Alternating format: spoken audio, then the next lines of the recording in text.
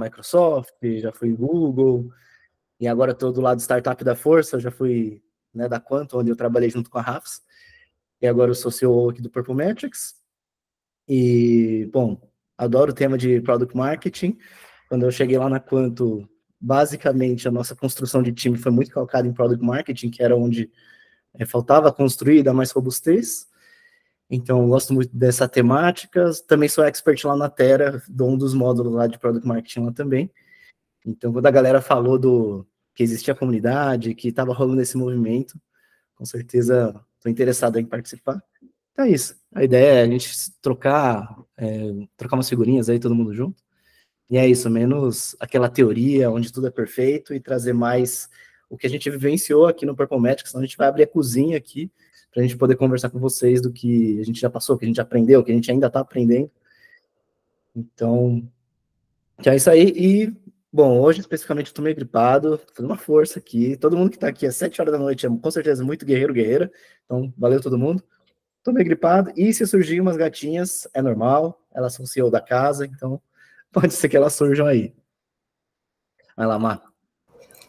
Oi, gente, prazer conhecer vocês. Eu não tenho essa fanbase do Yoko, mas eu juro que eu sou legal também. Não tanto, mas um pouquinho. Eu tenho uma passagem de uns 12 anos aí por várias empresas de tecnologia, né? A cadeira especificamente de PMM é relativamente nova para mim, mas dentro do nome, com o título PMM, mas trabalho como gerente de marketing já há alguns anos, e isso estava embutido dentro das funções, a gente só não dividia ou só não dava essa nomenclatura. Eu comecei essa minha trajetória no Scoop, que eu não sei se vocês lembram dele, era um software de gerenciamento de redes sociais, falecido Scoopinho, que foi comprado pela Sprinklr, que é uma multinacional de social listening também trabalhei lá há alguns anos. Passei pela GeoFusion, que também é um software B2B de tecnologia de inteligência de mercado voltado para varejo. Em todas essas empresas, foco B2B e empresas de tecnologia, ocupei várias cadeiras, fiz várias funções, lancei alguns produtos, uns que deram super certo, outros que morreram meses depois do lançamento, mas faz parte, né? É isso aí. E aí a ideia aqui é compartilhar um pouquinho com vocês desses aprendizados, o que funciona, e mais do que trazer a teoria, conversar um pouco sobre essa prática. Eu sou mãe do Martim, que tem 5 anos, então, eventualmente, ele pode surgir por aqui também, assim como as gatinhas do Yoko. Eu tenho uma cachorra, que é a Tia Leia, que eventualmente também vem aqui pedir um colo. Então, isso pode acontecer. Acho que é isso aí. Vai, Yoko. Boa, bora. Eu vou aqui para compartilhar. Será que tá indo? Oh, boa, foi.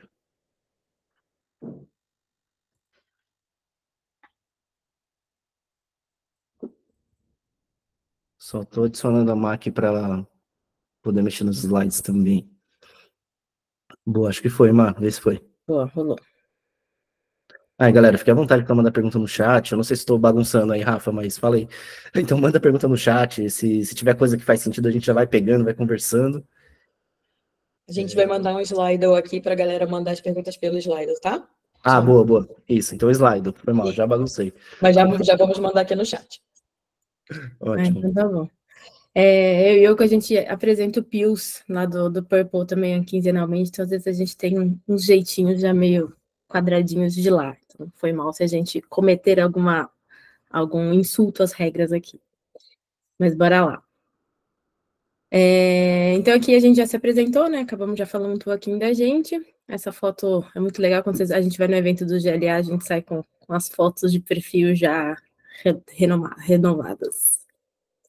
Então, para a gente começar a falar um pouquinho de CP, de persona e desses frameworks, a gente trouxe um recap, prometo que vai ser super rápido, é só uma pequena revisãozinha do que é posicionamento, porque a gente acredita que uma pessoa boa em Product Marketing é uma pessoa boa em posicionamento.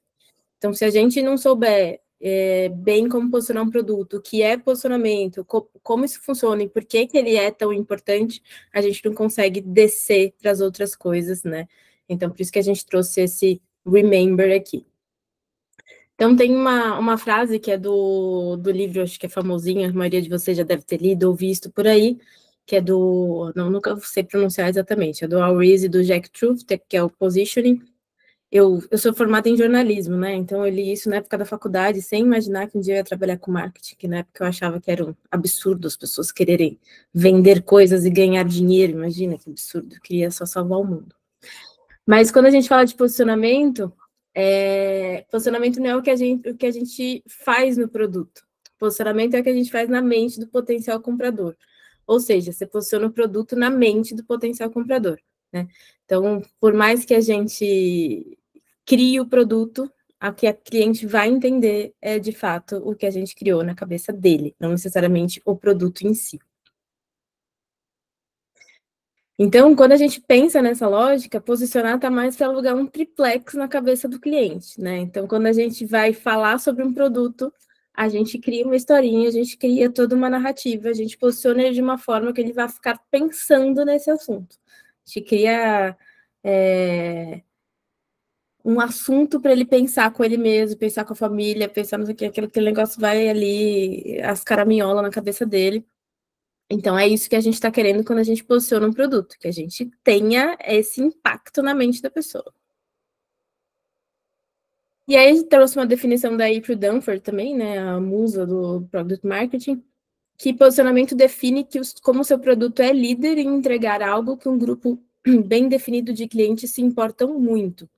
Então, acho que isso faz todo sentido, né, de achar uma meiuca, achar um espaço onde o produto que a gente tem, ele consiga ser líder e esses clientes vão se importar bastante. Então, de acordo com como a gente posiciona um produto, às vezes é o mesmo produto, a gente só muda o posicionamento e a gente vê coisas incríveis acontecendo simplesmente porque a gente posicionou adequadamente, a gente colocou em outro mercado, colocou em outra esfera, usou outras palavras, e aí a gente já se compara com outras coisas, a gente já cria toda uma série de comparações diferentes e associações diferentes na cabeça do consumidor.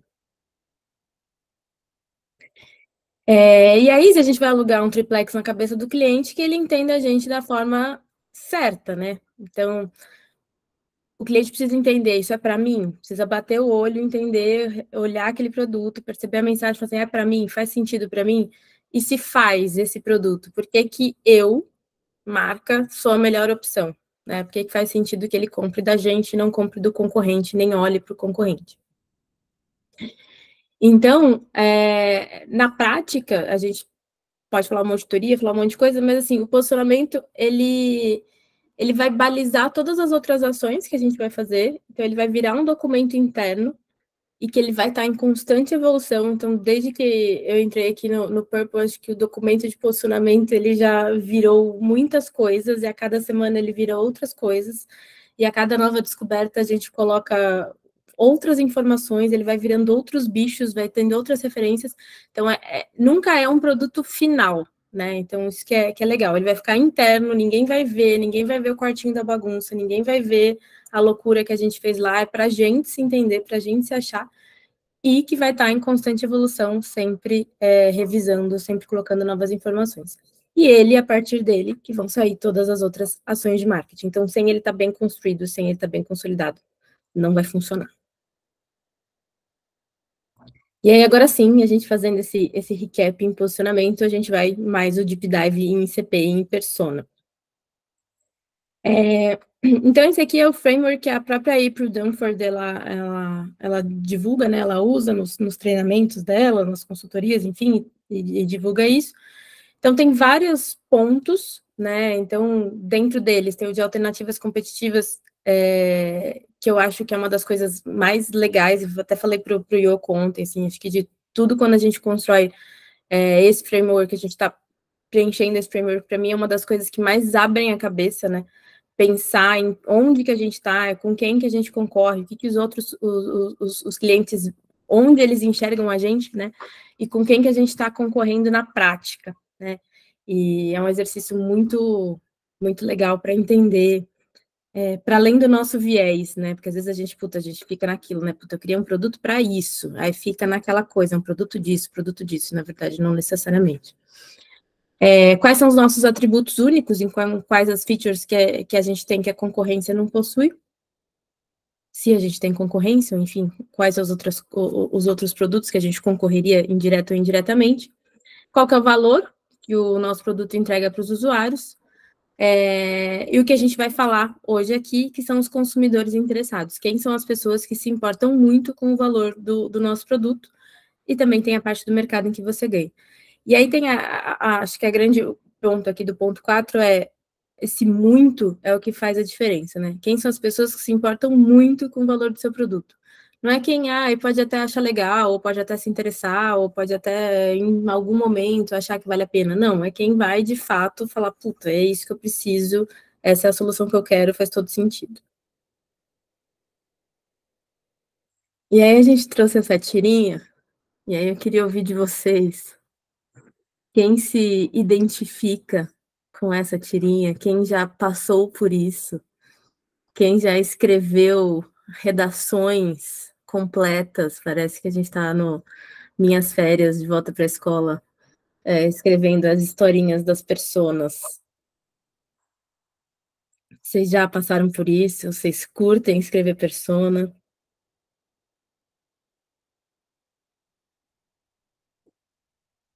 Alguém aqui achar útil persona desse jeito? Eu e Yoko, a gente curte muito as tirinhas desse cara do Tom Fishburne, a gente sempre fica trocando algumas coisas, porque ele é sempre muito pontual nas dores do marketing. Unidos pelo mesmo ódio. Eu queria até achar, tá? Até falei para eu, quando eu tentei procurar no WhatsApp, mas acho que é uma conversa mais antiga, eu não achei. Um print de um diretor comercial da empresa que eu trabalhava, muito puto com uma persona, falando para que raios isso serve? Isso não serve para nada. Enfim, puto que a gente tinha gastado tempo decidindo que o cara tinha uma samambaia. Mas vamos lá. Então, quando a gente vai falar de padrão de construção, né, dessa buyer persona, a gente tem um modelinho que a gente encontra em vários lugares, nessas escolinhas de marketing, né? O que a gente tem que preencher, quem é esse cara, qual que é o nome dele. 80% das pessoas têm samambaia compensada, exatamente. Eu acho verídico. Eu não compro SAS e não tenho uma samambaia, então acho que eu estou dentro das estatísticas. Então tem que colocar a idade dele, do que ele gosta, qual que é o trabalho dele, ou ele é formado aonde, ele mora aonde. A gente conta todo, né, uma historinha para ele. Eu, particularmente, eu acho muito legal criar persona. Eu adoro. Eu pego meu cafezinho ali e me sinto uma escritora escrevendo um best-seller, inventando toda a vida, se ele faz análise, se ele não faz, se ele brigou com a mãe dele, por que ele tem traumas, por que ele foi para tal área, o que aconteceu na vida dele. Mas esse é um modelinho que a gente está acostumado a trabalhar. E, de uma certa forma, ela pode ser útil. E aí eu vou contar até aqui coisas práticas que aconteceram comigo, além do que eu acho gostosinho de fazer, que eu acho realmente gostosinho. É um exercício empático, né? De tentar entender o ser humano que está ali, que está comprando, que poderia comprar. Facilita na identificação dessa pessoa, a gente meio que sente, né? A gente calça os calçados desse cara, a gente se coloca no lugar dele. Esse exercício de construção ajuda o time inteiro a pensar mais pela ótica, estimula o time a falar com clientes de verdade, a lembrar de situações que já falaram com clientes, trazer essas características. E quando você não conhece nada, é um bom ponto de partida. Então, aí vou dar um exemplo pessoal. Quando eu estava na GeoFusion, que é um software de inteligência de mercado, que é um software que eu nunca seria essa persona, né? Eu nunca compraria isso, nunca tinha ouvido falar até chegar lá, tentar entender esse cliente, tentar fazer esse exercício. Então, eu fui lá como gerente, já tinha uma equipe que já estava lá há alguns anos. Então, fazer esse exercício com a galera lá foi legal para a gente trocar algumas informações, trocar algumas figurinhas e fez um sentido até para uma integração de equipe ali, né? Fez a gente conversar, fez a gente falar um pouquinho. Mas criar essa persona traz várias confusões, né? Então, nem sempre são informações úteis que a gente consegue transformar em mensagem. Dá a impressão que todos os clientes vão ser igual ao David, aqui no exemplo, né? Que a gente vai em falar com todos eles com o mesmo problema, com as mesmas questões. Normalmente a gente faz ele com base no cliente perfeito. A gente sempre tem aquele cliente que a gente fala, é o fulano, no caso lá da Gel, era o fulano da Cacau Show. Poxa, é ele. Aí a gente sempre pensava nele, como se fosse a pessoa que ia aparecer em todas as reuniões comerciais, que ia ler os mesmos slides, obviamente. Não era isso, né? E aí a gente faz 1 milhão de personas de cada ser humano que existe no processo de compra. Então eu lembro que uma época, depois já tinha uma área de Product Marketing separada, eu não estava nesse setor, e aí tinha a persona do Alan Analista, Denis Decisor, ainda tem até os nomezinhos com as coisas, você fala, nossa, que sacada incrível, né? Muito bom. Enfim. E aí eu vou contar uma historinha de quando eu criei uma persona com fontes na minha cabeça. Então, quando eu entrei lá na Gel, eu fui criar essa persona, fazer esse exercício com o time, que é um software de inteligência de mercado, de geomarketing, enfim, para você achar um ponto para abrir um novo negócio. E aí as pessoas, a partir do que eu ia ouvindo, né, assim que eu entrei, as reuniões que eu fui fazendo, os contatos que eu fui tendo, eu fui construindo uma persona na minha cabeça. Então, para mim, era um homem, que tinha lá entre seus 35 e 40 anos, que era fã de sertanejo, que usava um copo Stanley. Então, eu escrevi toda a historinha lá, passei ali, redigi tudo ali. Ele tinha um cachorro tipo Lulu da Pomerânia, mas podia ser um Shih Tzu também, que na verdade era o cachorro que ele deu de presente de Dia dos Namorados para a namorada, mas eles moravam juntos, então era o cachorro que ele usava para passear. Era um cara meio bombadão, igual da foto, com aquelas tatuagens meio de relógio, entendeu? Eu vou fundo na construção do personagem aqui. O cara era fã de Peaky Blinders, então era uma coisa meio hétero, estoica, sei lá. A casa dele tinha luz branca, ela tinha essas placas 3D, sabe, que ficaram na moda recentemente. Ele adorava ir no Coco Bambu comprar aquele camarão, que nem tem gosto de camarão, porque ele é tão enrolado, um monte de coisa, um monte de queijo. Ele era o autêntico menzinho, não sei se vocês conhecem esse personagem, mas ele era esse cara, usava os sapatênis e tal. E aí, o que aconteceu? O signo eu não tinha pensado, porque eu não sou muito ligada em signos. Mas ele era essa pessoa para mim. E aí, o que aconteceu? Eu fiquei com ranço dele. Toda vez que eu ia pensar nele, e eu fiquei, todo menzinho não é de Sagitário, eu sou de Sagitário, Sagitário é incrível, não tem nada a ver com menzinho. E aí eu acabei ficando com ranço dele. Então, ao invés de servir para alguma coisa, eu via qualquer coisa relacionada a cliente, já me vinha essa imagem na minha cabeça, eu falava, ai, que ódio, não quero lidar com essa pessoa. Aí vamos para uma feira, não sei o que, vai lá, a feira, falar com o cliente, eu falei, não quero. Enfim, aí o que aconteceu? Eu fui para o mundo real, saí, né, do meu documento de Word, que eu fiz a minha grande história ali, que eu conheci o menzinho. Acho que o nome dele era Renan, o nome do menzinho. E aí eu fui para a vida real. E aí eu fiz uma pesquisa com clientes, veja só, a gente foi lá atrás de dados. Aí eu descobri que esse cara era da área de trade marketing, comercial, ele era dos cargos de supervisor, coordenador,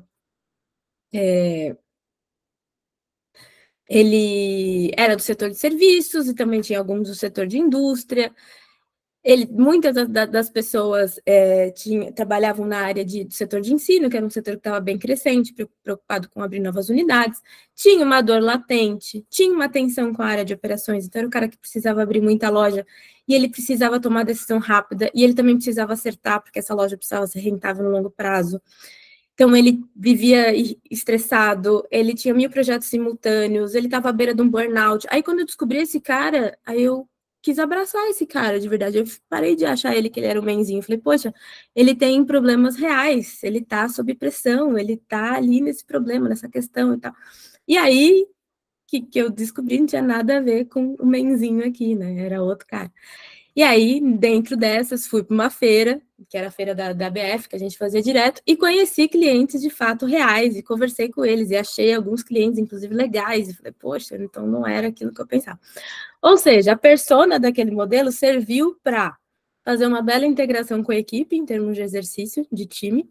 Foi legal, foi uma integração, tinha acabado de chegar lá como gestora, foi um exercício legal, eu redigi ali, dei uma de escritora, achei que eu ia escrever lá meu best-seller, criei um personagem profundo, Mas, no fim das contas, não me serviu para nada. Não me disse quais eram as dores dele, não me disse quais que eram as preocupações, não me disse quais que eram os pontos do meu produto que iam estar mais ligados ali às dores dele. Então, foi só um exercício divertido para eu fazer. E aí, continuo defendendo a construção da persona com o único objetivo de me entreter, porque fazendo, inclusive, essa apresentação e relembrando da construção da persona, eu estava falando até para o Yoko, eu fiquei super feliz. Então, Yoko, espere que nos próximos dias eu vou construir umas personas para Purple. Vai lá, Yoko. Boa, galera. E aí essa é a frase que eu uso sempre, que todo framework é útil até ele se tornar inútil. O que eu quero dizer com isso?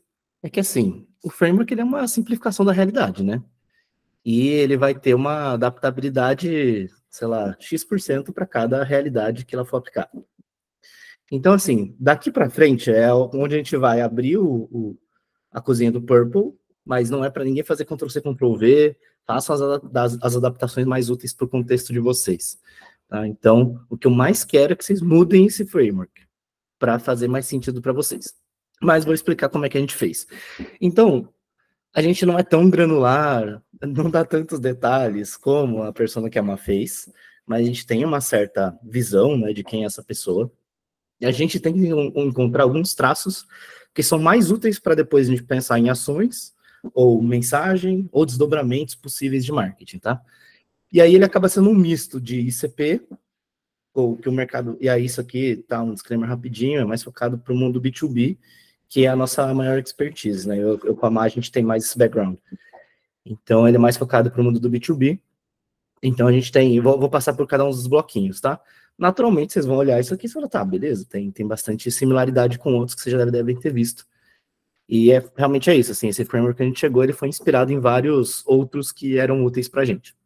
Então, assim, onde normalmente a galera para no ICP? Nos firmographics, que são aqueles dados característicos da empresa, né? Ah, a empresa tem X funcionários, a empresa tem tanto de budget, sabe aquelas características mais genéricas da empresa? Que às vezes elas são úteis, não estou falando para descartar isso, até porque é importante para você poder segmentar, principalmente quando você está no começo, mas acho que a primeira dica é não para aqui. Se você fizer só até aqui, você vai ter pouco insight útil para desdobrar no marketing depois. E aí, vou só fazer um disclaimer rapidinho, esse aqui é o Purple do quase passado, né? A gente era daqui a pouco a gente vai lançar uma versão beta, vai sair novidade no mercado, dando um spoiler aí para vocês. Mas o exercício que está aqui nesse framework é com base nesse Purple aqui, tá? Então, o Purple Metrics é um software de mensuração recorrente de branding para que os times possam visualizar o resultado da marca deles. Né? A gente tinha um widgetzinho e formas de fazer pesquisas rápidas para você absorver insights sobre a percepção da tua marca. Então, dando esse contexto, vou falar das tensões. As tensões são um dos blocos que mais ajudam a gente, costumam ser dilemas na vida da pessoa que está comprando. Então, costumam ser dicotomias que as pessoas às vezes têm no dia a dia. Então, por exemplo, aqui, a gente percebeu que as pessoas já medem branding, porém com pouca recorrência para poder ter agilidade e o time poder trabalhar ao longo do ano. Então, você entende essa dicotomia? Não é que ela não mede, ela mede, porém não com a recorrência que ela precisa. Então, quando você tem esse insight, fica muito fácil de transformar isso numa mensagem, né? Aí, outro exemplo aqui que a gente trouxe. Os times de performance já têm muitos indicadores, e por isso eles têm voz ativa na empresa. Branding poderia ter esse protagonismo, porém, eles levam print de social para reunião de resultado. Gente, tipo, não dá. Então, você pega esses elementos, e aí, de onde que vem isso? Tá? Pô, vai vir, provavelmente, da reunião comercial, vai vir do evento, que você vai bater um papo com o prospect, ele vai contar o que está acontecendo com ele, né? Então, é muito ouvido ativo para poder pegar essas coisas, né? Mas, cara, a gente tem uma lista de tensões, e é com base nessas tensões que a gente transforma essa mensagem, né? Então, por exemplo, não é à toa, se alguém que segue a gente, vocês já devem ter visto que a gente fala de branding e performance. A gente quer aproximar intencionalmente essas disciplinas porque a gente percebeu que tem similaridade. E quando essas duas funcionam juntas, funciona melhor. A gente fecha mais deal. Então é por isso que a gente vai nesse detalhe, né? Mas a gente pegou esse insight das reuniões comerciais, das conversas que a gente teve com o cliente, né? Então as tensões, eu diria que é o lugar principal que vai te ajudar a gerar esse tipo de insight. Então tenta buscar as dicotomias assim nas pessoas, nos compradores de vocês. Vai acabar surgindo coisa boa. Só de eu ter falado isso aqui, provavelmente vocês já devem ter pensado algumas coisas que vocês já vivenciaram, o time de vendas já contou para vocês, mas normalmente é na tensão que tem um gancho de comunicação. Aí o segundo, principalmente falando de B2B, talvez para B2C seja útil também, mas assim, o motivo para a pessoa comprar não necessariamente é o motivo para ela continuar usando o produto. E normalmente o Product Marketing vai olhar a jornada completa da comunicação, né? Dependendo se for um time muito maior, talvez vocês já segmentaram, né? Alguns cuidam mais de aquisição, outros cuidam mais de onboarding, retenção. Mas a gente percebeu que os motivos declarados para compra são diferentes do motivo de manutenção. Então, por exemplo, aqui era isso, a gente tinha essa pessoa que trazia isso, assim, e vinha muito recorrente. Ela queria ter uma ferramenta que ela falasse, pô, isso aqui é meu. Se eu precisar dos meus dados de branding, eu vou usar o Purple. Então, é um motivo para ela botar o Purple para dentro, né? Ou, por exemplo, justificar o impacto do time dela, que a gente estava numa época que os times de branding estavam sendo muito questionados, né? Esses últimos 2 anos foram anos de muita pressão por resultado. Então, um time que não tem dados para mostrar resultado é um time que talvez poderia nem estar lá. Então, ter uma ferramenta para ter dados era um baita de um motivo para botar para dentro. Só que a gente percebeu que a galera que continua usando tem motivos diferentes. Então, esse tipo de coisa vai te ajudar a balizar, assim, que tipo de mensagem você usa em cada momento da jornada do teu cliente, né? Então, por exemplo, a galera que fica, eles querem extrair insights de marca para tomar melhores decisões, para nortear melhor o time, né? Ou planejar, avaliar e depois reportar branding, né? Então, são motivos, às vezes, pode ter similaridade, mas a dica é tenta cortar esses dois, que ele vai te dar insights diferentes. Aí, naturalmente, a forma como você vai comunicar com um, você também já faz diferente versus um prospect, né? Alguém que está numa jornada de aquisição ainda. E, dependendo do teu caso, sei lá, pode ser que você tenha uma jornada hiper complexa. Se você achar que faz muito sentido, eventualmente dá até para você cortar em mais momentos da jornada e falar, ó, putz, tem elementos mais úteis para falar em cada momento.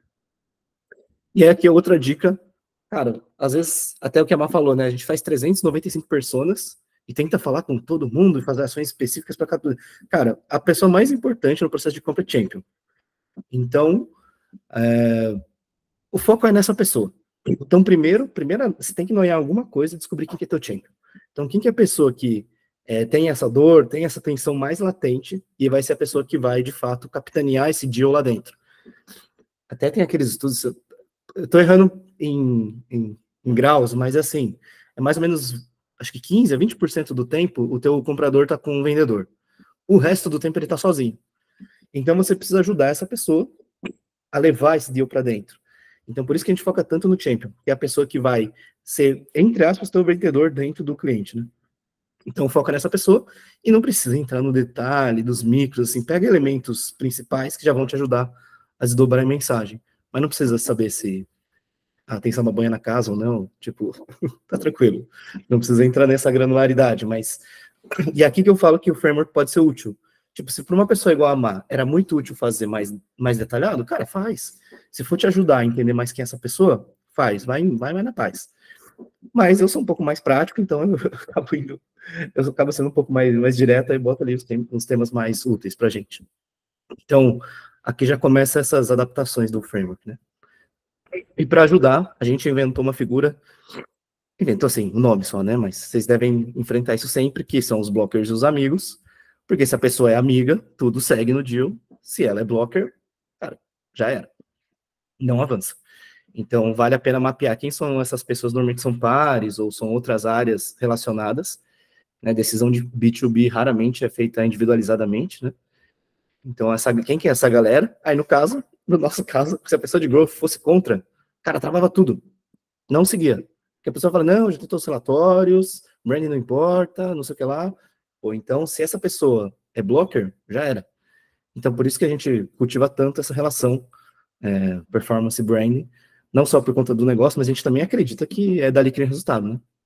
Mas ficar de olho nessas pessoas, né, que eventualmente podem travar teu deal, e tem muita gente que às vezes foca a comunicação para decision maker, eu pessoalmente acho que menos eficaz, porque o decision maker, se o cara que é teu champion vai estar, sei lá, 15% do tempo, ou 20% do tempo com você, o decision maker vai estar 1% do tempo com você.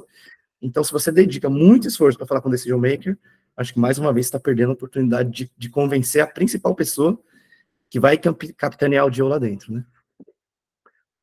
Pausa técnica da saúde aqui. Boa.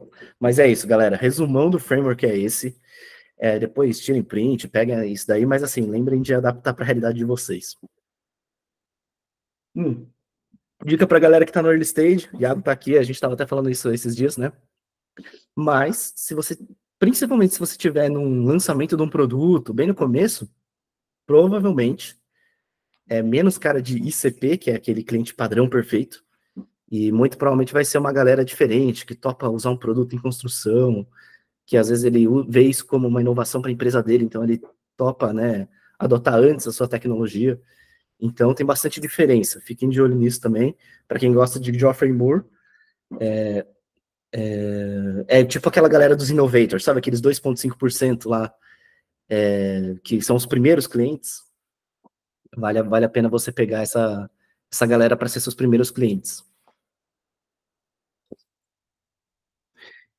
E aí...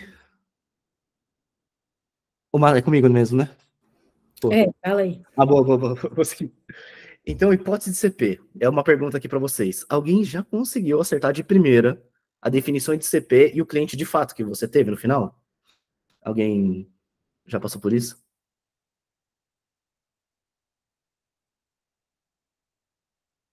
Pô, e se tiver, tudo bem. Tipo, a gente pode te estudar como um case, mas costuma não ser.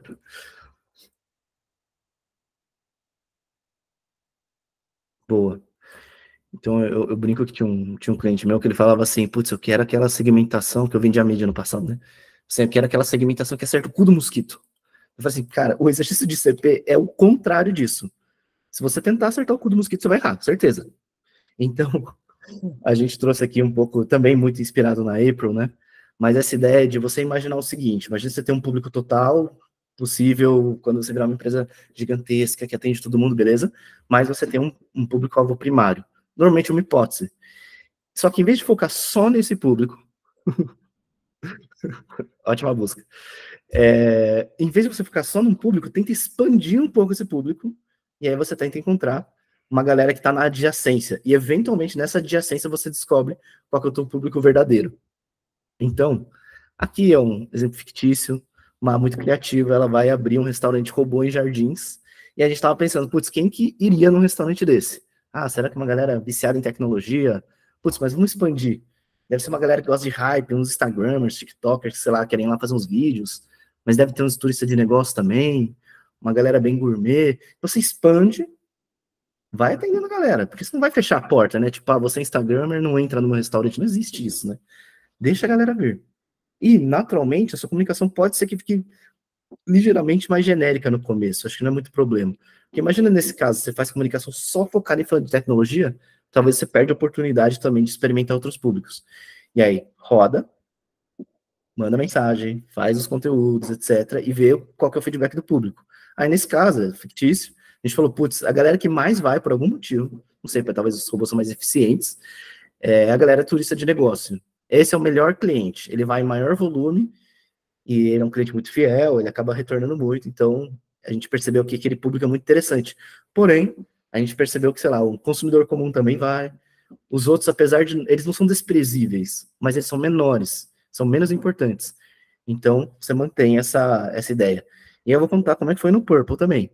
A gente tinha 3 hipóteses principais de CP, que era o Going Digital, que era uma empresa um pouco mais tradicional, que talvez estava indo mais para o digital, e aí, por ir mais para o digital, eu falava, putz, eu preciso medir minha marca.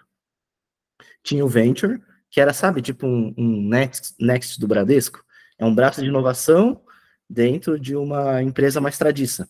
Falou, putz, talvez eles, porque eles já sabem que marca é importante, talvez eles vão querer medir desde o começo. E o Brand Performance, que era basicamente essa galera que era muito boa de performance, já tinha muitos dados para performance, porém, eles não tinham para brain. E aí que a gente descobriu, é isso, a gente jogou mais aberto, deixou essa galera entrar, a gente percebeu que tinha mais a ver, era Brand Performance.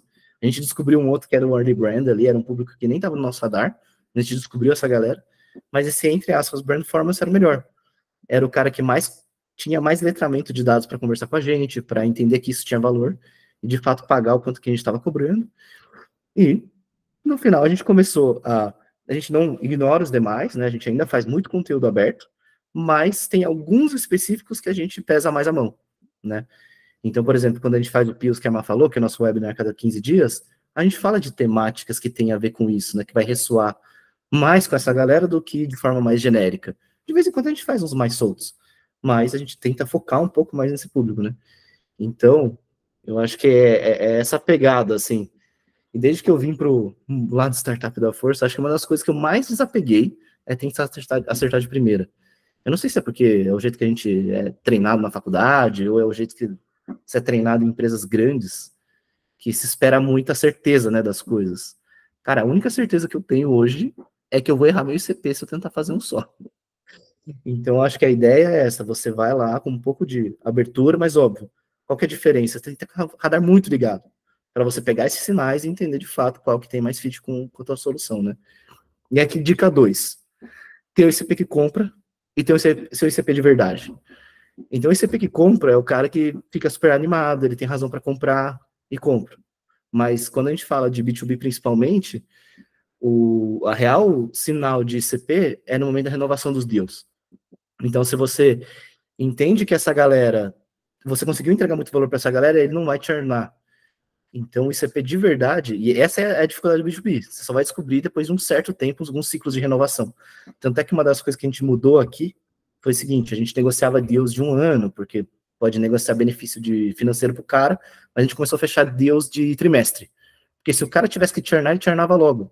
A gente descobria logo quais eram os clientes que faziam sentido manter e estavam dentro do ICP que continua, né? Versus o ICP que só estava animado, ele comprou, usou por 3 meses e não quer mais. Então a gente intencionalmente reduziu o tamanho dos contratos para poder pegar feedback mais rápido do mercado e descobrir de fato o que funciona, não funciona e o que a gente muda, né? Então, no final, tudo isso aqui que vocês estão vendo, no final ele impacta a decisão do negócio mesmo. Então é tipo isso, como é que a gente vai fazer a duração dos contratos e como isso, na verdade, ele está em prol de você coletar informação de mercado para tomar melhores decisões, né?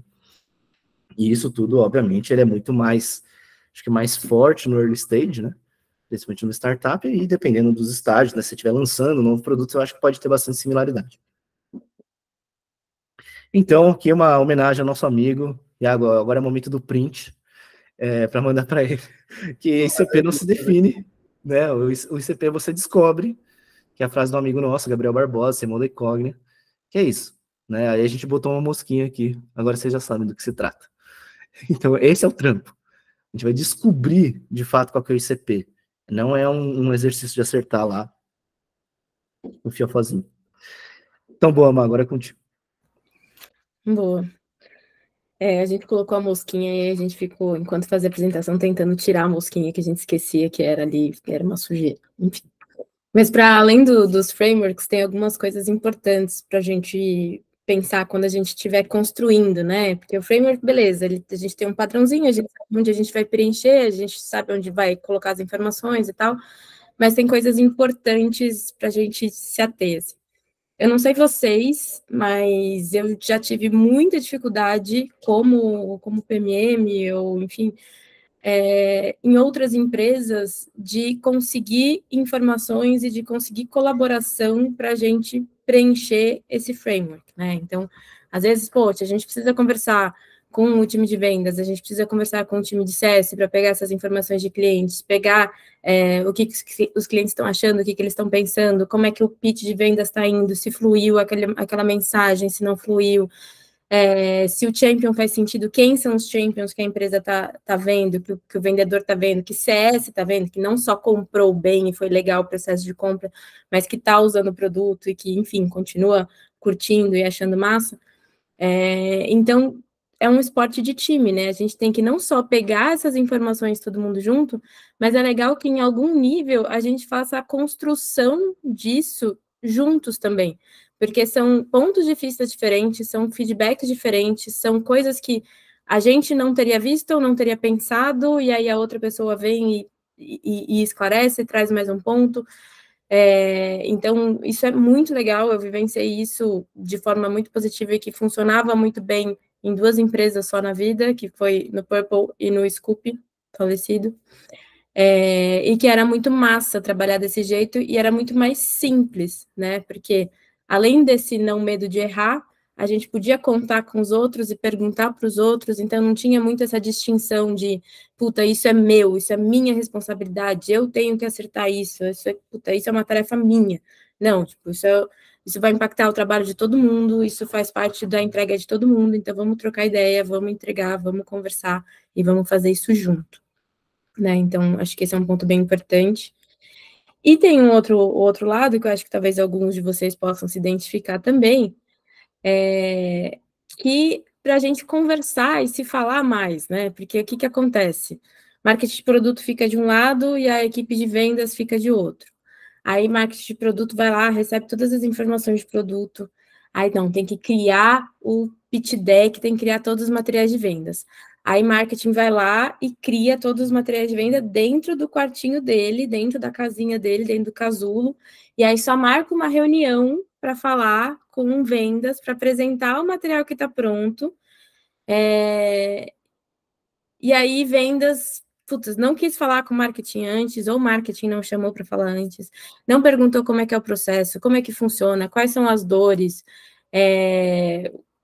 como é que está o processo comercial, em quantas anda, quantas reuniões, quantas apresentações precisa, que materiais está precisando. Aí vendas vai lá, recebe o treinamento, já fica puto no meio do treinamento, porque não faz nenhum sentido aquilo que ele está recebendo. Aí também não presta atenção, não faz pergunta, não revisa o material. Aí recebe o material final, cada vendedor vai usar de um jeito, vai criar o seu próprio PPT, que fica aquela coisa não só horrivelmente estética, mas aquelas mensagens sem sentido, e aí não volta para o time de marketing de produto do porquê eu mudei essa mensagem, por que você mudou isso? Não funcionou? Não estava dando fit? Não, aí o time de marketing de produto cria 5 apresentações, uma para cada persona. Essa aqui você vai usar quando você estiver falando com o decisor da empresa Y. Essa você vai usar quando você estiver falando com o analista. E na vida do vendedor, cara, foda-se, eu vou usar o que eu tiver que usar. Então, eu acho que isso é muito comum, é uma dor mega comum, né? Então, acho que o mais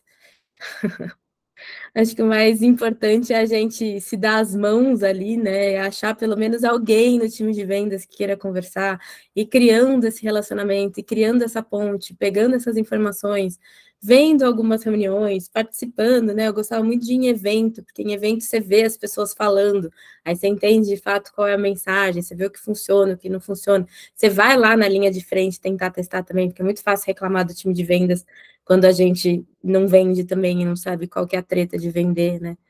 Então, enfim, então é a bandeirinha da paz para a gente se ajudar e tentar fazer as coisas junto para funcionar. Eu também sou mega a favor de marketing pitchar em evento. Eu acho que traz uns aprendizados absurdos que a gente não teria jamais, assim.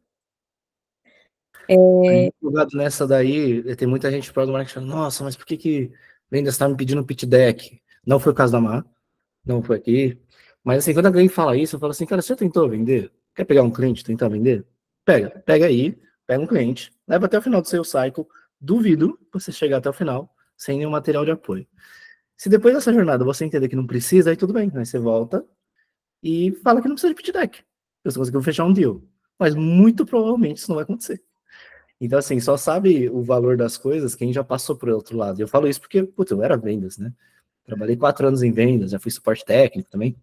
Então, tem um pouco disso também, né? Da gente empatizar e de fato tentar entrar no dia a dia das outras áreas, né? Porque às vezes a gente tá aqui no nosso Olimpo do marketing, que a gente é da estratégia, cara, nada a ver, tipo, vai lá entender o que tá acontecendo lá na ponta, que você provavelmente vai chegar em ações melhores, ideias melhores, pitch decks melhores, né? E até fazer uma relação melhor com os times, né? Aí foi mais fácil. E além disso, você consegue ter insight mais quente, né? Do que se já está na hora de mudar o posicionamento, se já está na hora de mudar a mensagem, se o material está defasado ou não. Se você não está ali recebendo telefonada na cara, ou vendo a percepção da galera da reunião puta, ou não entendendo nada, você vai demorar para trazer isso para os materiais também. E aí também isso tem a ver com o trabalho de time, né? Porque as informações que vão preencher esse framework são informações que o PMM sozinho ele não tem, né? Ele vai ter que pegar informações com a galera de produto, com a galera de vendas, com a galera de marketing, com a galera de negócios, com o pessoal de Customer Experience, de Customer Success. Só assim a gente construindo com todo mundo e falando com todo mundo é que isso vai ser um framework que realmente está bem preenchido com informações relevantes que vão servir para a gente construir as mensagens e não vai ser só um material preenchido só porque a gente burocraticamente tem que preencher e não e algo que realmente vai fazer sentido, né? Aí, galera, esse daqui é um framezinho que a gente usa para essa ideia de como você faz o posicionamento rodar, né? Ele é só mais visualmente fácil, mas a ideia é essa. Posicionamento no começo, ele vai ser uma série de hipóteses, isso também vale para o ICP, óbvio. Aí você leva essas suas ideias para o mercado e itera com o mercado. Quem for B2B, principalmente, esse feedback de mercado normalmente vem das reuniões de vendas. Não tem teste AB que você faça num site que vai te dar um insight melhor do que você falar uma coisa na cara do cliente e você vê a cara do cliente, tipo, nossa, tipo, entendi. Ou uma baita numa cara de dúvida e ele fala assim, cara, o que vocês estão vendendo? A gente não tá entendendo nada, sabe? Passou 15 minutos de reunião, não tô entendendo o que você está vendendo. Não tem feedback melhor que esse. Óbvio, vai chegar uma hora que você vai ter que escalar e vai ter que ter feedback quantitativo. Mas no começo, principalmente nas primeiras iterações, ajuda muito. Vou até dar um exemplo de agora, mais um spoiler. A gente está testando um tipo de mensagem, que é o Purple de daqui a pouco. Ele vai ser um software de ciência de dados aplicados a brand. E a gente começa o pitch deck assim. Aí o cara de vendas fala isso e ele pergunta, quando eu te falo isso, você pensa no quê? E aí já começa a pegar feedback de como essa mensagem desce para a pessoa. E aí até um dos feedbacks foi interessante. A gente falou assim, nossa, parece, sabe quando você junta duas comidas que não deveria estar junto, mas fica muito bom? E a gente falou, putz, é isso. É um pouco do que a gente tinha pensado, né? Pô, ciência de dados e branding não tem nada a ver, mas quando você junta, você fala, putz, tem a ver. Então a gente está testando essa mensagem com a galera. E se parece que está fazendo sentido, então a gente está continuando, né? Então a gente vai rodando essas mensagens, vai aprendendo. Antes a gente estava falando de outro jeito, era tipo meio que um analytics de branding, a gente percebeu que as pessoas comparavam a gente com outras coisas. Então quando a gente foi para data science aplicada a branding, está funcionando melhor. Então a gente vai testando esse tipo de mensagem, principalmente com vendas, né? Porque a gente tem essa força de vendas, e aí a gente vai coletando feedback, aí volta para o posicionamento e atualiza, né, essas conclusões. Então foi o que a Má falou, assim, principalmente nesse momento que a gente está muito quente, aprendendo muita coisa, porque o produto vai ser diferente, cara, essa rodinha é tipo Hot Wheels, assim, muito rápido, roda muitas vezes, atualização, sei lá, cada semana, cada 2 semanas. Com o tempo, você vai tendo menos rodas, né, isso vai girando menos, porque de fato seu posicionamento está ficando mais consolidado, você percebe que isso funciona, desce para os clientes, você fecha os deals, então naturalmente essa frequência de atualização vai ficando menor. Mas acho que o principal é pensar com cabeça de ciclo e não com cabeça de terminei, sabe? Ah, acabou aqui meu doc de posicionamento. Provavelmente não vai ser assim. E aí, por último, aqui só uns exemplinhos. Esse aqui é do Purple passado. Mas coisas que a gente mudou, coisas que a gente percebeu e a gente foi iterando, melhorando, né? Então, a gente começou a fazer mais conteúdo educativo no TikTok, LinkedIn sobre métrica de branding. Aí o time de vendas pegava e falava assim, pô, esses caras parece que estão vindo mais preparados para a reunião de vendas. O Lucas, que é o nosso vendedor, ele brinca que a Guta já vendeu para eles. E aí ele só precisa ajudar a resolver outras coisas, né? Burocratas e tal. Ajudar a vender para outras pessoas lá dentro. Então é tipo isso. Ou a gente refinou o ICP e começou a focar mais num tipo específico de prospect. E a gente percebeu que essa galera tinha um seu cycle mais curto, porque realmente a proposta de valor casava muito. Então a gente foi vendo. Mas também tem cagada aqui, tá? A gente aprendeu. Gui tá com a gente fez isso junto, essa cagada junto. Mas a gente começou a falar de branding, mas de forma mais ampla. Aí começou a atrair um público menos qualificado. Então o esforço de vendas era muito maior para essa galera e não necessariamente a gente fechava os deals. Então acontece também. São os trade-offs dos testes, né? Ou quando a gente começou a comunicar o Purple mais como mensuração de branding, ao invés de pesquisa de marca. Porque antes a gente falava que a gente era uma pesquisa de marca, mais rápido e tal. E a gente começou a falar mais de mensuração de branding. E aí a gente percebeu que isso era mais compatível também, né? O tipo de comparação que o cliente fazia era diferente, né? Então, esse é o tipo de coisa que pode ajudar a dar insight, né? Esse da mensuração de branding versus pesquisa de marca é muito parecido com o que a gente acabou de fazer, de analytics de branding versus um software de data science para branding, né? Às vezes são ajustes leves, mas que ajudam o cliente a botar num outro lugar na cabeça dele, então facilita o trampo de todo mundo depois. Gente, que deu tempo. A gente deu uma corrida até para dar tempo de poder conversar com vocês poderem pitacar, Quase tem uma coisa aqui, não tem nada a ver também, mas é isso. Ah, não, pera, esqueci, tem um revisando aqui. Foi mal. Muito tarde, 8 da noite já. Então, ICP e persona não tem separado de posicionamento, né? Construir by persona pode ser útil como exercício, mas só toma cuidado para não achar que essa persona é a realidade perfeita. As tensões, muito provavelmente, são os melhores ganchos para vocês depois transformarem em mensagem. Então, é uma dica aí para olhar para esse bloco.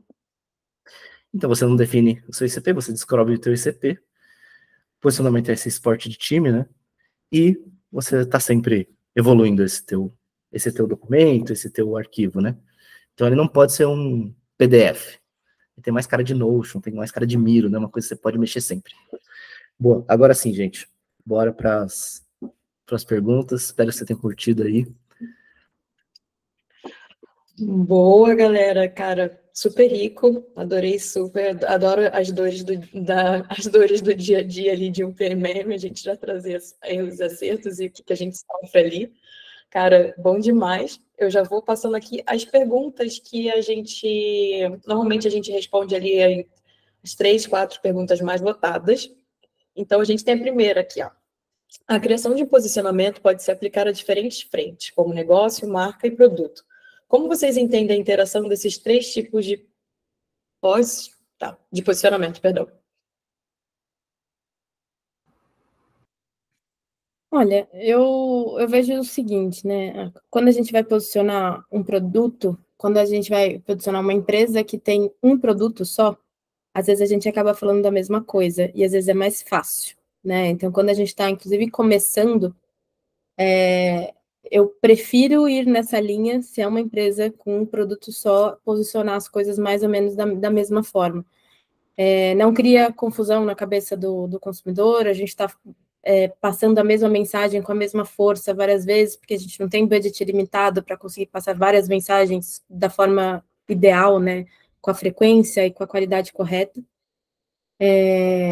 Agora, quando é uma empresa que tem vários produtos, né, no caso, eu passei por isso, que na Gel a gente tinha 7 produtos, depois foi comprada pela Cortex, que também tinha outros produtos, e aí passou a ser, enfim, era uma confusão, assim.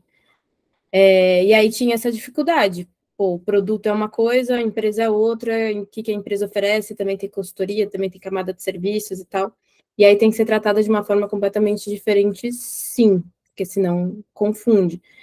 E no final das contas, mesmo você tratando de forma diferente, mesmo você criando esse posicionamento, o cliente entende o que tiver mais fácil para ele entender, né? O que fizer mais sentido para ele. Então, no caso da Gel, a gente tinha um produto que chama, né?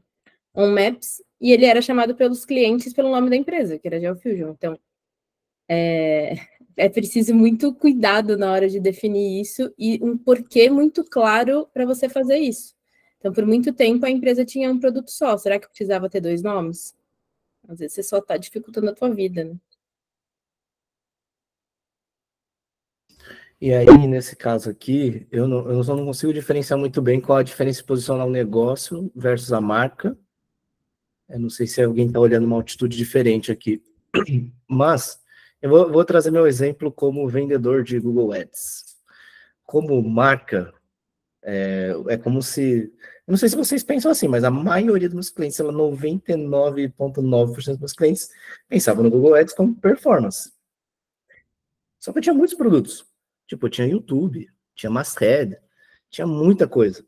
Então, o que acontecia? Como entre aspas, o posicionamento, né, que é o que o cliente pensa da tua marca, era muito calcado em performance, era muito difícil vender solução de awareness, solução de consideração, porque na cabeça do cliente tinha que ter eficiência. Então, a gente, como vendas, a gente dava um jeito de trazer eficiência para as soluções que eram mais de awareness. Então, até foi um exemplo que eu contei para mais esses dias, né? O YouTube, quando veio para o Brasil, ele tinha muito uma pegada de competir versus TV. Só que, naturalmente, aqui todo mundo pensa no Google como performance. Então, já começa aí o dilema. E outra que TV no Brasil, assim, baita no monopólio, né? Então, vai ficar tirando muita grana de Globo para colocar no YouTube. A gente pensou assim, a gente falou, cara, em vez de ficar batendo na TV, por que a gente não fala que o YouTube é uma rede social e que a gente quer um budget para testar YouTube igual ele testa Instagram. E a gente começou a introduzir nos clientes YouTube como rede social testável. E aí a gente começou a estourar de vender. E foi assim que a gente cresceu muito a penetração de YouTube nos clientes. Trazendo, de novo, é bem esse exercício de posicionamento, né? No final a gente teve que conectar com um insight, que era a percepção do cliente em relação à marca, mas o produto específico, ele tinha características que poderiam ser ressaltadas para esse tipo de comprador, né? Então, foi assim que a gente ganhou muita penetração. Óbvio, o comprador de TV, que ele está acostumado a só fazer awareness, ele comprava YouTube normal, era um compete fácil contra o YouTube. Mas quando a gente pegava os clientes de performance, essa foi a única forma deles abraçarem a ideia de que o YouTube podia funcionar. Depois nasceu o TrueView for Action, né, que era um YouTube que de fato tinha performance, conseguia otimizar para conversão. Mas então eu vejo um pouco dessas conexões, né? E você entender qual que é a percepção da marca e eventualmente como isso pode jogar contra ou a favor o posicionamento do seu produto. E aí você vê como encaixar uma coisa na outra, né? Maravilha, galera, respondido. Nossa segunda pergunta ali. Qual é o momento certo para pensar em CP considerando a construção de um novo produto B2B SaaS?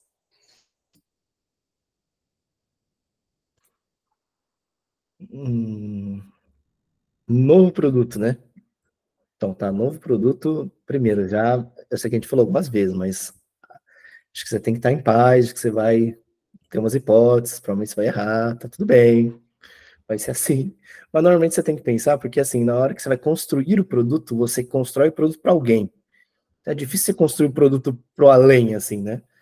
Então, normalmente começa essa conversa na concepção do produto. Ninguém constrói, assim, dá para fazer, mas assim, a maioria das vezes você constrói um produto para resolver uma solução. Rafa está rindo. Mas normalmente você faz um produto para resolver um problema de verdade.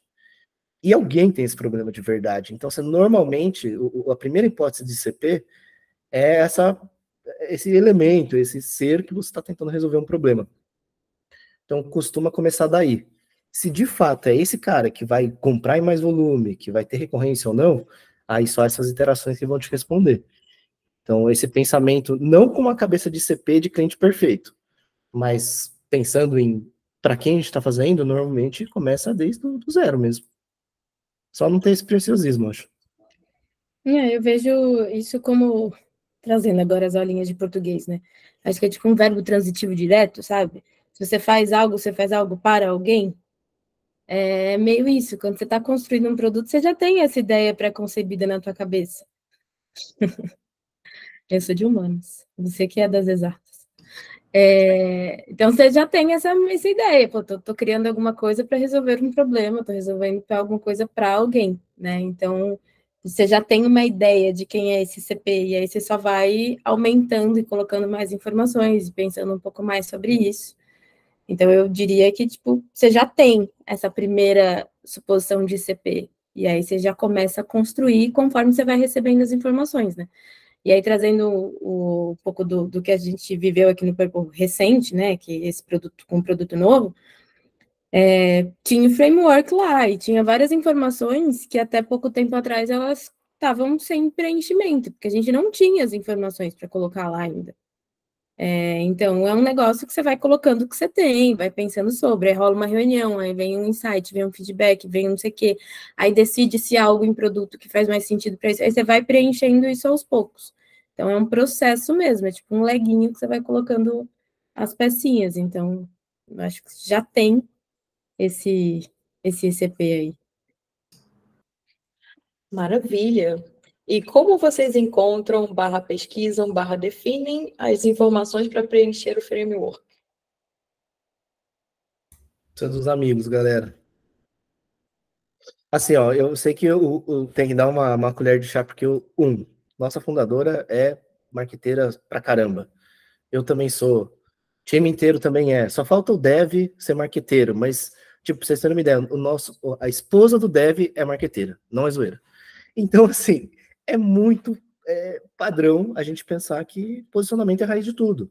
Tipo, todo mundo que tá aqui meio que respira esse negócio, então fica mais fácil. Então, acontece que o cara de vendas, ele tem insight de marketing, tem insight de que tipo de coisa que a gente pode fazer, né? Então, O cara de Customer Success também já foi de agência de brand, ele entende bastante. Então, assim, a galera acho que já naturalmente traz essas coisas e tem o radar ativado, ligado, para poder trazer esses insights. Mas eu diria que vem de tudo quanto é canto. O importante é você deixar esse radar ligado e capturando esses insights. Então, no passado, quando eu não tinha a Mai, eu fazia product marketing aqui, né? Coisa de startup no começo, fazia um pouquinho de tudo. Então, eu fazia product marketing. Então, o que eu pegava e falava assim, sabe aquele bloco de razões para comprar e razões para continuar usando? Um eu mandava para o cara de vendas, outro eu mandava para a pessoa de CS, falava assim, me ajuda a completar aqui, o que você diria que são os top motivos para a pessoa continuar usando? Aí ele vai lá, é isso, faz tudo. Essa semana a gente estava matando as formigas, com papel higiênico, tudo. Então, eu mandava para o cara de CS, ele preenchia, os clientes que continuam, eles costumam ter essas motivações. O cara que entra, aí o cara de vendas ele preenche, né? Então, dependendo do bloco do framework, ele acaba vindo de alguns lugares diferentes. E aí, essa parte realmente estimula muito a Má para participar das reuniões, para pegar os insights frescos, né, das reuniões comerciais. Nem que você fique lá de boa, sabe, acompanhando a reunião, você pega muito insight. Ou em evento também. Esses dias eu até falei com o Iago, eu vi uma foto dele pitchando lá no evento, eu falei, isso mesmo, marketing tem que pitchar. E quando você pitcha, você percebe se o discurso está colando ou não, você vai pitchar 20, 30, 40 pessoas por dia, você vai pegando muito insight, né? E aí a pessoa de vendas também está fazendo isso, aí vocês vão se conversando, aí termina o primeiro dia de evento, você já evoluiu a sua mensagem. Então acho que é isso, assim, eu sei muito bem que não é toda empresa que tem essa facilidade de integração, mas eu diria que o mundo ideal é você conseguir pegar esses insights realmente vindo de quem está lá na barriga no balcão com o cliente, sabe? Então eu diria que vem daí, esse preenchimento, assim. Porque senão vai ser fictício, aí você vai preencher com coisa nada a ver, aí vai ficar genérico, aí seu site fica genérico, não encaixa com ninguém, o pitch deck é genérico, o time de vendas não usa, aí não cola. Então eu acho que é meio que isso. O que você acha, Mar? Não, eu tô 100% de acordo. A gente foi quando a gente tinha V1 desse produto que a gente vai lançar em breve, que não é mais o mesmo produto que a gente levou, mas a gente foi pro Web Summit. E aí foi uma puta oportunidade, porque a gente tinha lá aqueles standzinho, né, aquelas barraquinhas de fruta, e que a gente teve a oportunidade de mostrar o produto para uma caralhada de gente. E aí era todo mundo, era Gui, era o Pizzi, que era de vendas, era a Nina, que era do financeiro, era o Dudu, que é o CTO, tá todo mundo. O Yoko só não foi porque estava doente, né? Tinha rolado algum BO, mas era todo mundo pitchando ao mesmo tempo. E aí era muito massa, porque cada um desenvolvia meio que de um jeito, a gente meio que acordava um padrão, mas no fim a gente ia desenvolvendo de um jeito, e aí, de acordo com cada conversa, com cada pessoa que chegava lá para trocar ideia, a gente meio que ia editando e facilitando. Então, cada pessoa ia chegando na mensagem, a gente trocava muita ideia sobre isso. Então, foi um dia de evento que a gente estava com stand que, putz, a gente avançou muito. Tanto que foi depois desse evento que a gente meio que parou tudo e reformulou parte do que a gente estava fazendo e voltou para a prancheta. Então, assim, riquíssimo, total.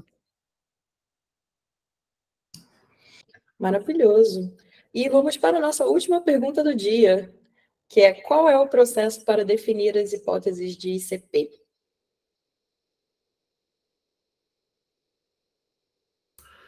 Costuma ser acho que um misto de expertise de time fundador, né? Porque assim, quem abre uma startup não abre do nada, né? A pessoa abriu porque ela conhece o problema e ela provavelmente quer resolver isso.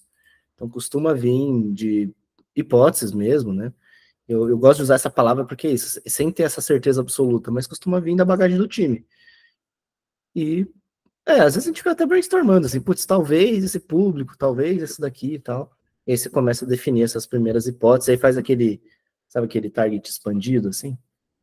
E bota ali algumas dessas, putz, talvez a gente acha que essa galera vai querer comprar. Aí você vai olhando, né? Pô, os leads que vêm são desse perfil, ou tá começando a ver uma coisa nada a ver, opa, nada a ver, acho bom, vamos investigar.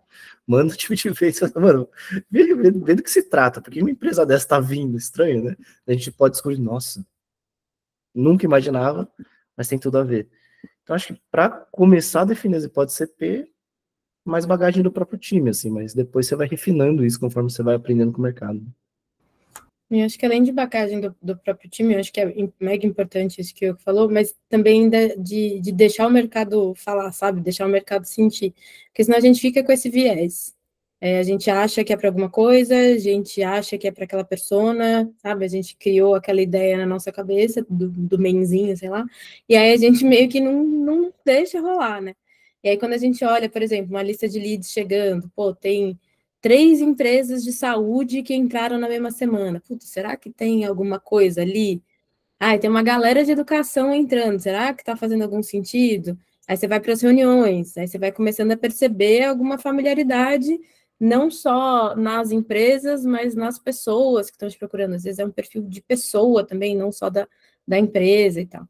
Então, é meio que deixar fluir, o que eu sei que é muito complexo, porque eu sou mega ansiosa, né? E para mim foi um processo, ainda mais aqui no Purple, porque existe essa liberdade de, vamos fazendo, vamos conversando, vamos sentindo, vamos testando, nananã, que é isso de querer acertar o cu da mosca, né?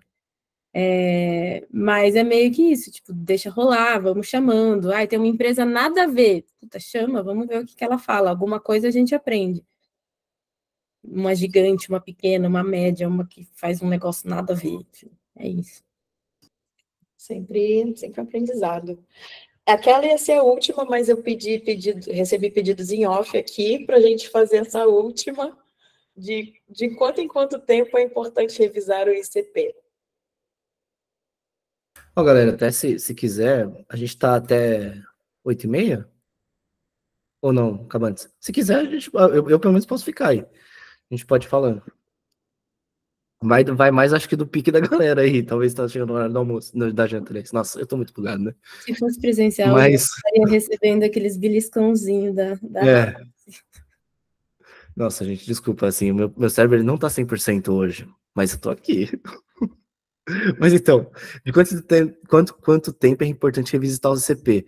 Cara, é aquilo que eu falei da rodinha girando. No começo, é tipo o que a Má falou, eu percebi que foi meio chocante, mas assim, mas não dá pra preencher isso. Não dá, tipo, a gente não tem essa informação, então não preenche esse bloco, não dá pra preencher. Então, conforme você vai tendo mais volumetria, e vai pegando mais feedback, aí você vai preenchendo, parece que começa a encontrar um padrão, a gente inventa uma matriz lá de X por Y, e aí a gente chega ali nos perfis, aí depois a gente faz de novo.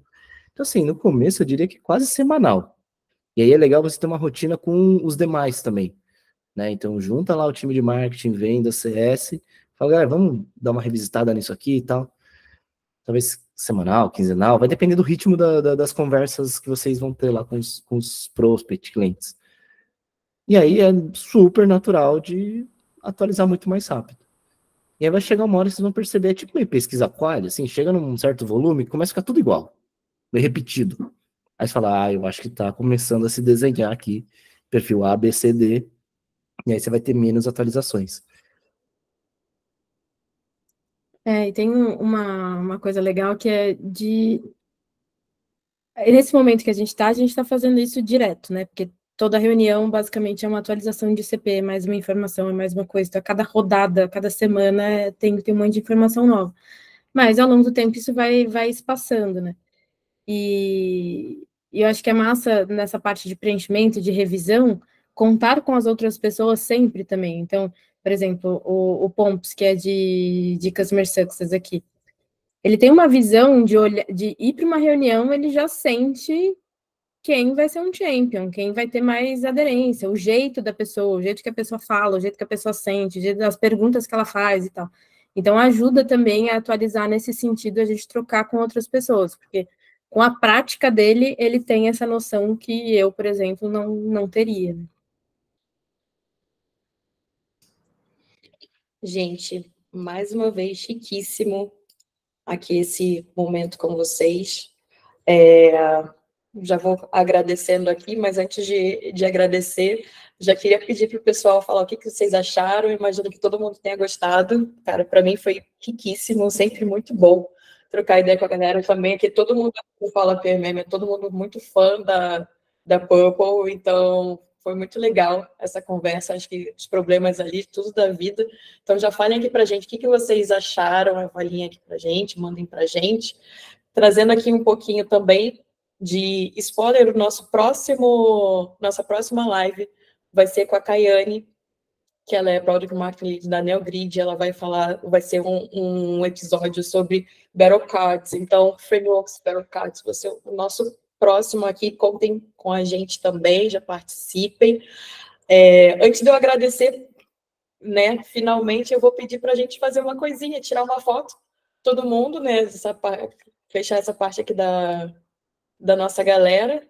Vou só tirar aqui, liberar e eu não sei tirar foto com todo mundo aqui, gente. Eu vou pedir uma ajuda porque eu não sei como é que vou sair da apresentação de slides.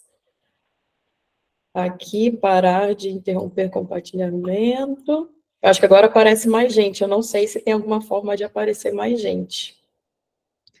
Quem souber fazer, eu aceito dicas aqui. Você vai ali nos 3 pontinhos, Rafa, em alterar layout. Aí você põe mosaico. Qualquer coisa, já tem todo mundo na tela, Rafa. Oi? Tô com todo mundo na tela já. Se vocês já estão aí, manda ver e é nóis, entendeu? Só vamos agora tirar aquela energia do último, que já são 8h20 aqui, tirar essa energia só para todo mundo ficar bem na foto, não parecer que ninguém está cansado. Mas vamos lá, abram as câmeras, quem puder, por gentileza, e digam... Espera quem vai tirar a foto? Quem vai tirar a foto? Fui eu que sou balões, eu acho isso massa. Gabi, você tira pra gente, por favor. Gabi, Lari, a galera fala aí, PMM, tirem pra gente, por favor.